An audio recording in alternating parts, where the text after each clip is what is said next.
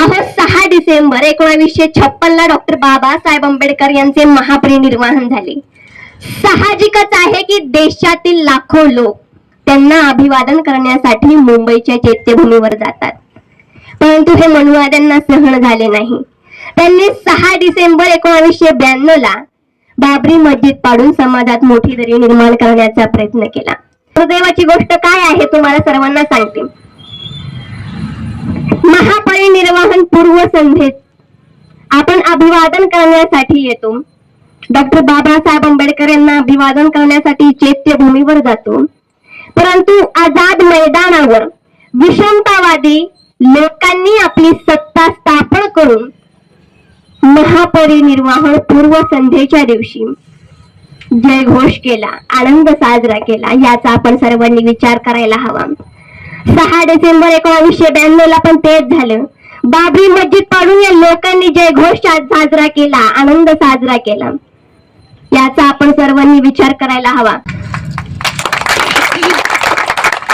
मी आपल्या सर्वांना एक थोडक्यात इतिहास सांगू इच्छिते. 1935 ला डॉक्टर बाबासाहेब आंबेडकर यांनी घोषणा केली होती की मी हिंदू धर्मात जरी जन्माला आलो असलो तरी मी हिंदू धर्मात मरणार नाही.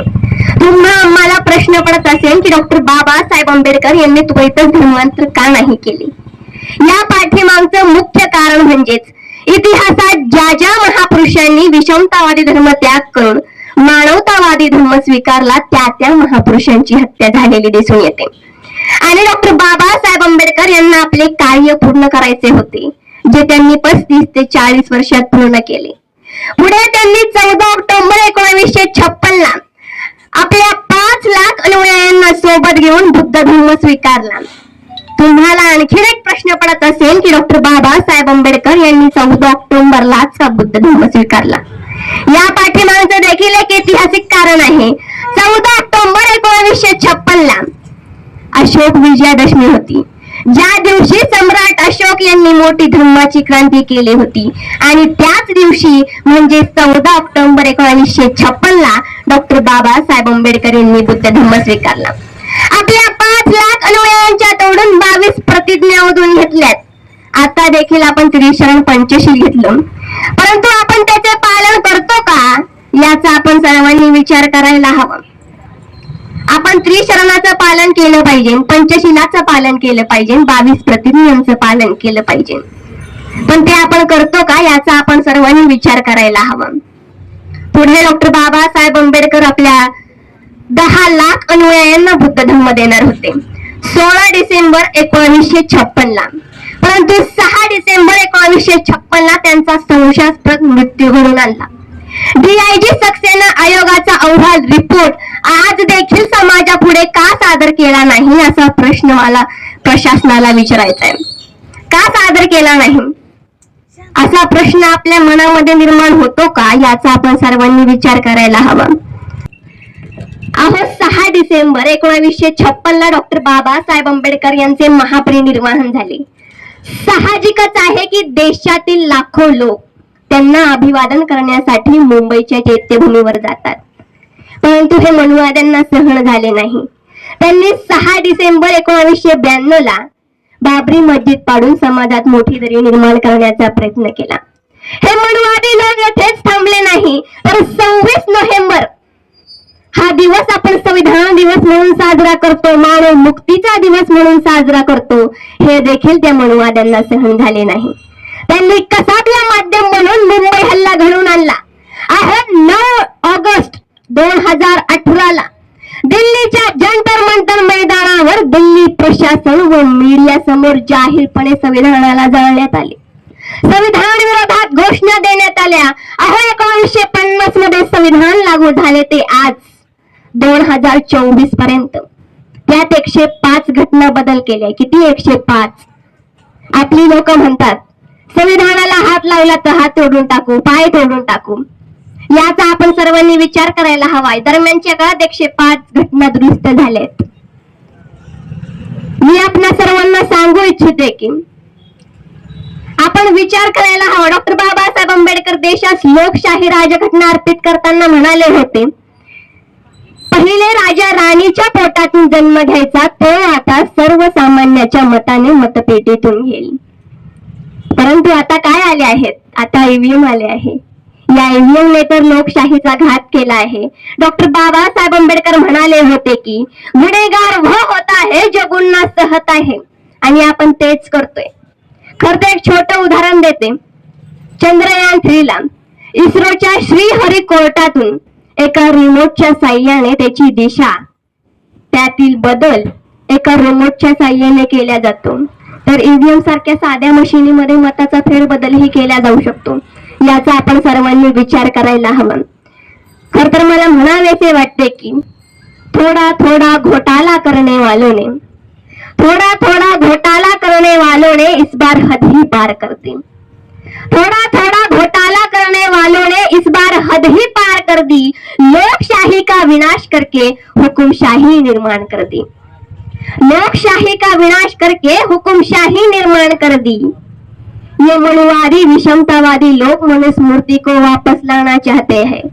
ये मनुवादी लोग मनुस्मृति को वापस लाना चाहते हैं और मनुस्मृति को वापस लाकर स्वतंत्र भारत को मिटाना चाहते हैं.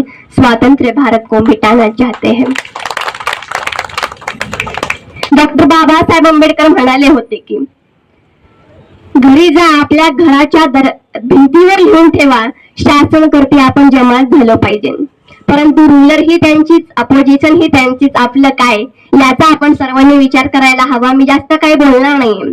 खर तर ताई, आपल्याला भाऊ असतो, आपण त्याला रक्षाबंधनला ओवाळायला जातो, भाऊबीजीला ओवाळायला जातो. एखादीला भाऊ नसला, तिला मानलेला भाऊ असतो, ती त्याला रक्षाबंधनला भाऊबीजीला ओवाळायला जाते. परंतु एक असा भाऊ आहे ज्या भावाने महिला जर गर्भवती असेल तर तिला पूर्ण पगारी रजा मिळावी. बापाच्या इष्टेतीत समान अधिकार व हक्क मिळावा. तो भाऊ रक्ताचा नव्हता दादा, तो भाऊ रक्ताचा नव्हता, पण जो सदैव आपल्या पाठीशी राहिला तो भाऊ कोण आहे ताई? डॉक्टर बाबासाहेब आंबेडकर. डॉक्टर बाबासाहेब आंबेडकर आपले खरे भाऊ आहेत. कोणता आज तो आलाय ना, आता देवा भाऊ वगैरे नाही, याचा आपण सर्वांनी विचार करायला हवा. खर तर या एरियातले सगळे सुजाण नागरिक आहेत. खरंच खूप आनंद वाटला या एरियामध्ये येऊन.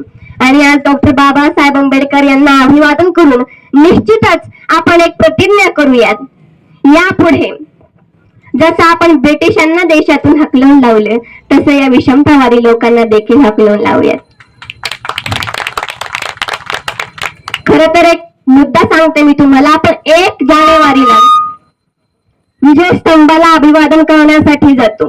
हे देखील त्या मनुवाद्यांना सहन झाले नाही, म्हणून त्यांनी 1 जानेवारी 2018ला दंगल घडवून आणली. याचा आपण सर्वांनी विचार करायला हवा. दहशत निर्माण केली. खर तर डॉक्टर बाबासाहेब आंबेडकर यांचे विचार खूप महान आहेत. आपण डॉक्टर बाबासाहेब आंबेडकर यांच्या कार्यावर चालायला हवं, विचारावर चालायला हवं. म्हणून मला म्हणावेसे वाटते की भीमजी ने हमें बलवान बना डाला, भीमजी ने हमें बलवान बना डाला, हटा न पाए वो चट्टान बना डाला. भीमजी ने हमें बलवान बना डाला, हटा न पाए वो चट्टान बना डाला. अरे मेरे भीम जी के संविधान का करिश्मा तो देखो, अरे मेरे भीम जी के संविधान का करिश्मा तो देखो यारो. जिन महिलाओं को अछूत कहा जाता था उन्हें प्रधानमंत्री और राष्ट्रपति बना डाला, प्रधानमंत्री और राष्ट्रपति बना डाला. डॉक्टर बाबासाहेब आंबेडकर यांची आपण प्रेरणा घेऊन पुढे जाऊयात आणि नेहमी त्याच्या कार्यक्रमांचं, प्रबोधनाचं कार्यक्रमाचे आपण आयोजन करूयात. खरं तर डॉक्टर बाबासाहेब आंबेडकर यांना अभिवादन करून आपण संकल्प करूयात की आपण पुन्हा भारताला डॉक्टर बाबासाहेब आंबेडकरांचा भारत म्हणजे लोकशाहीचा भारत निर्माण करूया. खर तर लोकशाही मिटवण्याचं काम चालू आहे. याचा आपण सर्वांनी विचार करायला हवा. दुर्दैवाची गोष्ट काय आहे तुम्हाला सर्वांना सांगते. महापरिनिर्वाण पूर्व संध्येत आपण अभिवादन करण्यासाठी येतो. डॉक्टर बाबासाहेब आंबेडकर यांना अभिवादन करण्यासाठी चैत्यभूमीवर जातो. परंतु आझाद मैदानावर विषमतावादी लोकांनी आपली सत्ता स्थापन करून महापरिनिर्वाण पूर्व संध्येच्या दिवशी जयघोष केला, आनंद साजरा केला. याचा आपण सर्वांनी विचार करायला हवा. 6 डिसेंबर 1992 ला पण तेच झालं. बाबरी मस्जिद पाडून या लोकांनी जयघोष साजरा केला, आनंद साजरा केला. याचा आपण सर्वांनी विचार करायला हवा. घराघरात संविधान असायला हवं. मला म्हणावेसे वाटते की हर घर तिरंगा घर घर संविधान, हर घर तिरंगा घर घर संविधान. आजची जर आपण गोष्ट बघितली तर ब्रिटिशांनी त्या काळात मिठावर टॅक्स लावताच देशातील लाखो लोकांनी दांडी आंदोलन केले होते. परंतु आज ते आपले सरकार शिक्षण व खाण्यापिण्याच्या वस्तूंवर जीएसटी रूपाने टॅक्स लावते, तरीही जनता गप्प का, असा मला प्रश्न पडतो. हा प्रश्न मलाच नाही तर तुम्हाला निर्माण झाणं देखील गरजेचं आहे. खरंच ताई खूप हुशार आहेत. त्यांनी मला येता येता मार्गदर्शन देखील केलं, आपल्या एरियाबद्दल माहिती देखील दिली.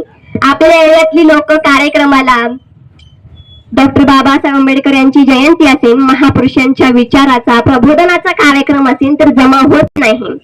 खर तर त्यांना जमा करण्याचं काम तुमचं आहे, कारण की तुम्ही सुजाण व्यक्ती आहात, सुजाण नागरिक आहात. तुम्हाला इतिहास माहिती आहे. खरा इतिहास माहिती असणं गरजेचं आहे. तेव्हाच आपण या महापुरुषांची अनुयायी असू असे मला वाटते व त्यांना अभिवादन करण्यास पात्र असू असे मला वाटते. खर तर ताई, जिच्या अंगावर मनुवाद्यांनी शेण फेकलं ते तुमच्या तोंडावरचा आज मेकअपचा थर झालाय. जिच्या अंगावर मनुवाद्यांनी शेण फेकलं ते तुमच्या तोंडावरचा मेकअपचा थर झालाय. जिच्या अंगावर मनुवाद्यांनी चिखल फेकलं तो तुमच्या अंगाचा परफ्यूम झालाय. अहो मनुवादी भाकड कथा वाचाल तर मनोरुग्ण व्हाल आणि सावित्रीबाई फुले यांच्या विचारावर चालाल तर विद्वान व्हाल, तर विद्वान व्हाल. ना दीवानी हुई लाडली बहन, ना दीवानी हुई लाडली बहन, ना दीवाना हुआ लाडला भाई. ना दीवानी हुई लाडली बहन, ना दीवाना हुआ लाडला भाई. नोटों की बरसात से जनता, नोटों की बरसात से जनता, यह तो सिर्फ बहाना है, ईवीएम दीवाना है. भारत के ताज पर अभी मनुवादियों का राज है. याचा आपण सर्वांनी विचार करायला हवा. खरंच आपण आज डॉक्टर बाबासाहेब आंबेडकर यांना अभिवादन करण्यासाठी आलो आहोत आणि सर्वांनी आज संकल्प करायचा आहे. आपण जे पंचशील त्रिशरण घेतो त्याचा अर्थ आपण सर्वात पहिले समजून घेऊयात. 22 प्रतिज्ञा याचं पालन झालंच पाहिजे. त्रिशरण पंचशील याचं पालन झालं पाहिजे, याची आपण सर्वांनी खात्री घेतली पाहिजे. आणि यापुढे समाजाला खरा इतिहास सांगण्याचं काम हे तुमचं आहे.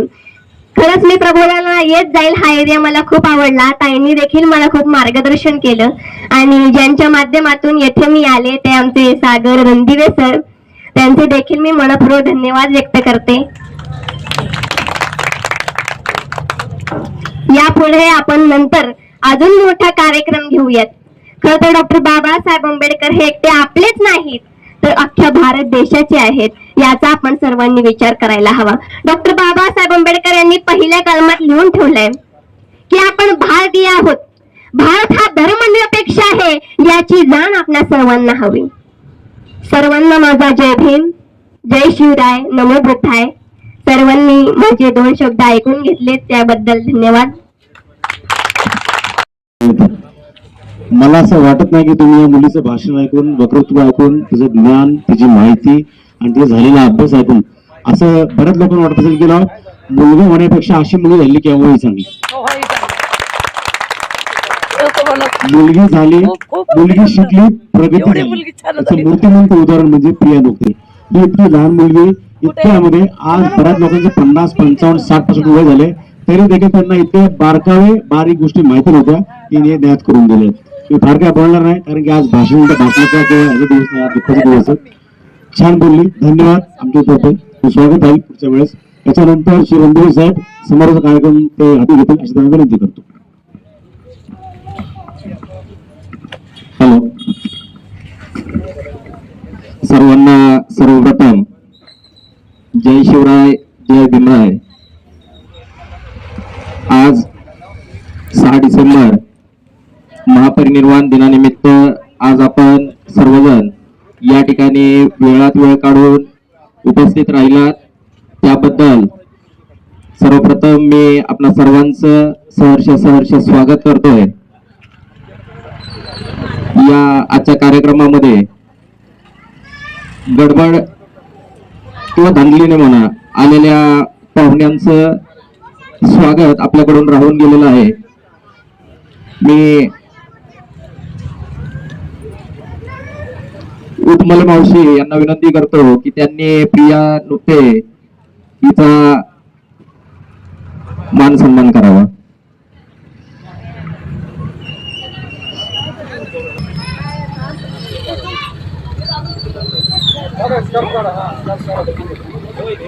गार लागते काय फरक नाही पडत. थंडी वाजायला लागली. हो ना.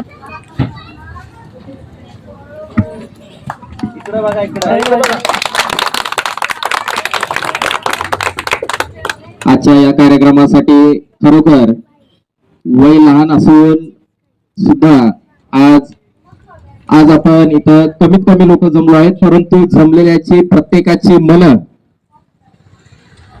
आपल्या वक्तृत्वाच्या शैलीवर तसंच आपल्या अभ्यासाच्या शैलीवरती खरंच प्रिया तो आमच्या सर्वांची मन खरोखर मनापासून जिंकून घेतली. यानंतर लक्ष मॅडम यांचा